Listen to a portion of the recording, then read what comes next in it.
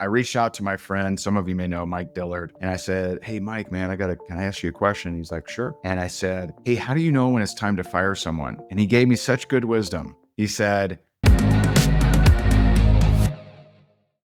so today's topic, I bet there's some interested people in this. How to coach underperforming sales reps. How to coach underperforming sales reps. Now, there's two kind of worlds in this. Okay, there's two kind of worlds. There's the network marketing world. Okay, and then there's everything else sales reps world. Right? Those are two different worlds. Once upon a time, I coached a group of insurance salespeople, and they had a small office. There was about 10 people in the office, small. They had, 10 desks. And I coached them, I tweaked their scripts, and they added $40,000 a week in sales. Pretty cool, right? Big success. But in that kind of scenario, you only have so many desks. If someone's not performing, you need to mentor them and get gone. And if they're not, and they're still not performing after you mentor them, you kind of got to get rid of them. It's just the way it is. I like Jack Welch's philosophy on mentoring versus firing. So let me first talk to the small group of you on here that you actually have sales reps that you like you pay them a salary, or you have only a certain amount of positions that they can occupy. So his philosophy is, I got to kind of remember this, if they don't perform and they don't share your core values, easy, get rid of them. If they perform and do share your core values, simple, hug them, squeeze them, give them a raise, put them in the corner office. If they share the core values, but they're underperforming, you mentor them and coach them. All of those are fairly easy, actually. The toughest category is if they're a performer, but they don't share the core values, you got to get rid of them. That's the toughest decision. I've had to make that decision. Years and years ago, I brought in a COO into my company, not a sales rep, fair enough, but I brought in a chief of operations, and he was whipping us into shape, man. Like he got our processes in line, he had systems, and he helped us do some things that we had not been able to do. Man, he rubbed every single person in the organization the wrong way. Like every single person, I was fielding calls that I just don't ever hear from. People like, dude, I hate this guy, And so like, I prayed about it. In fact, I reached out to my friend, some of you may know Mike Dillard, and I said, "Hey, Mike, man, can I ask you a question?" He's like, "Sure." And I said, "Hey, how do you know when it's time to fire someone?" Has anyone ever wondered that? Like, I realize some of you don't have employees, and I got it. Well, don't worry. I'm going to get into network marketing here in a second. So I said, "Hey, can I ask you a question? Has anyone ever wondered, when to fire someone?" I'm asking you this. But I asked Mike Dillard this. I said, "Hey, when do you know if it's time to fire someone?" And he gave me such good wisdom. He said, "If you have to ask the question, you already know the answer." I'm like, yeah. And so now that was prior to me being with God. Nowadays, if I have that kind of scenario, I'm going to pray and I'm going to get guidance in prayer. And so, I had to let him go, even though he was performing, even though he was doing a good job, but crushing the culture. You can't have that. Now, let's switch gears a little bit. To those of you who have a volunteer sales army, right?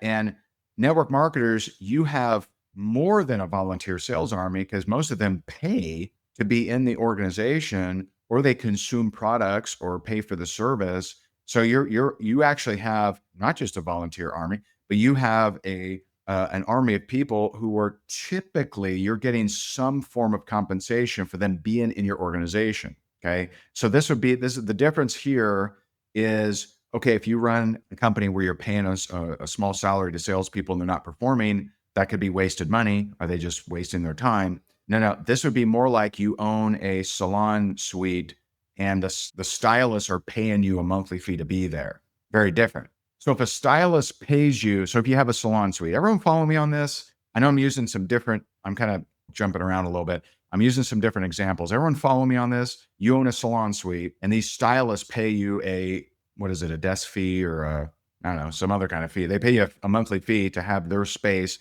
in your salon suite. Okay. If they don't perform, you're like, I got my fee, right? I mean, you would like them to perform. And so this kind of opens up to, how should you be viewing the underperforming sales reps in your network marketing organization? And so too often we have mom guilt, or we feel bad that there's people in the organization not making money. First of all, you have to realize that money is one of the benefits of network marketing. It's not the only benefit. They're getting the benefit of the community, the culture, the product, the service. They're getting the benefit of probably the training, right? They're getting a lot of different benefits. They're making friends, they're making connections. And quite frankly, some people treat network marketing like it's a book club, right? They're there to meet people, they're fired up, pumped up, but making money isn't their top priority. Now, the reason that it's so hard for them to understand that is because they're there for the money. If the money wasn't there, they wouldn't be there. So it's easy to project your level of desire and your level of goals onto other people. Now, while you're picking up the Faith Driven Wealth book, you might want to consider getting my leadership book. The leadership book talks all about culture, talks all about why you don't want to put too much pressure on people who don't have high desires, because they'll just pack up their scissors and their razors and their combs, and they'll go pick a different salon suite, right? i.e., a different network marketing company. See, people will not pay to feel like a disappointment. And if you're trying to shove higher levels of desire onto someone who does not have those higher levels of desire, then you're going to make them feel like a disappointment, which no one will pay for. And they're going to get the heck out of there. So what you need to do is you need to determine by asking questions, by having a solid culture. And by the way, culture, my definition, which I talk about in the leadership book, my definition is allowing people to feel good regardless of their level of desire or level of result. Allowing people to feel good regardless of their level of desire or level of result. You need to figure out, okay, who has a little bit higher level of desire? And if they do, you connect with them and you find out more. Okay, what are you looking to do here? Don't assume that they're there to make money like you are. Don't make that assumption. Because if you do, you're going to operate and speak in a way that's actually going to turn them off and say, oh, I must be a disappointment. I believe most people leave a network marketing team because they don't like feeling like a disappointment to their leader. Because they're not performing, and because a lot of them don't even want to perform, they feel like, oh, I'm hurting the leader. I'm dragging down their percentages or something. So have gratitude. Have gratitude to your customers. Have gratitude to those in your sales team. And I want to give a shout out because I saw something magical last night. Last night, we took my mom out for early birthday dinner. We went to a place in Naples called Mickle Bob's. And Mickle Bob's has excellent baby back ribs.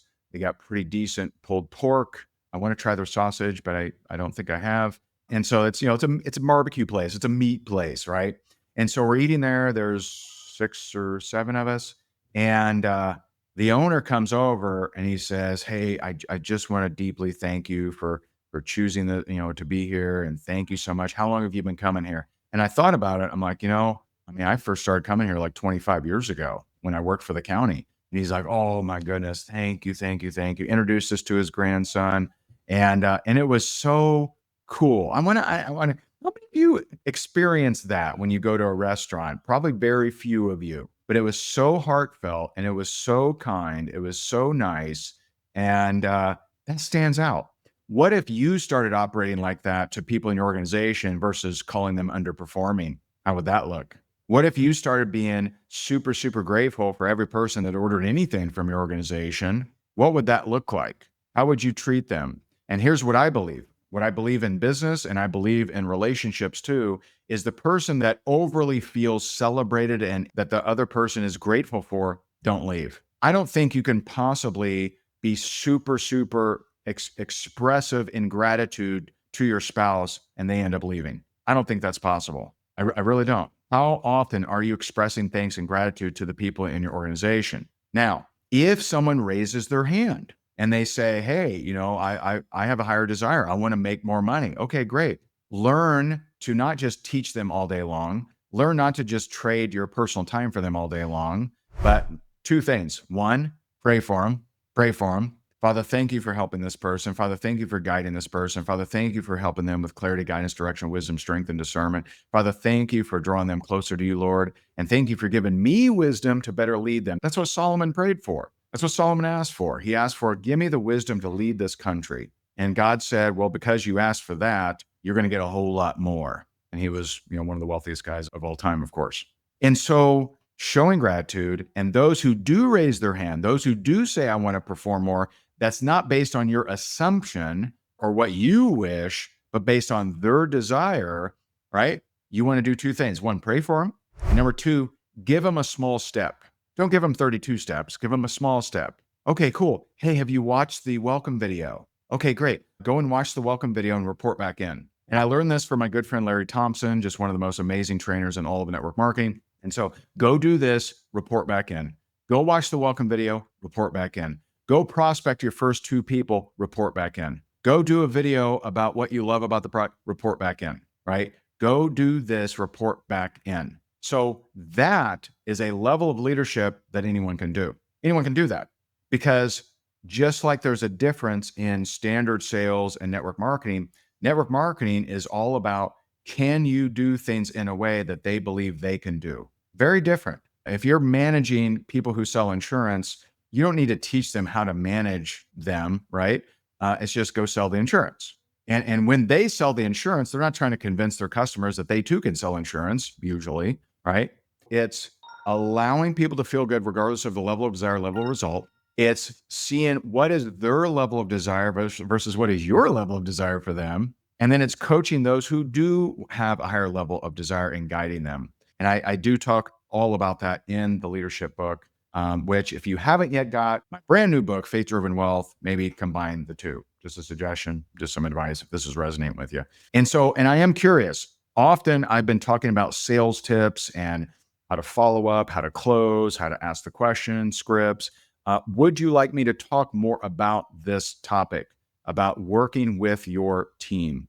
If you do, let me know in the comments, share this around, hit that like button, and I just really appreciate you. And I appreciate you guys so very much. I'm rooting for you. God bless you. God bless your family. God bless the work of your hands. And I'll talk to you soon. Bye for now.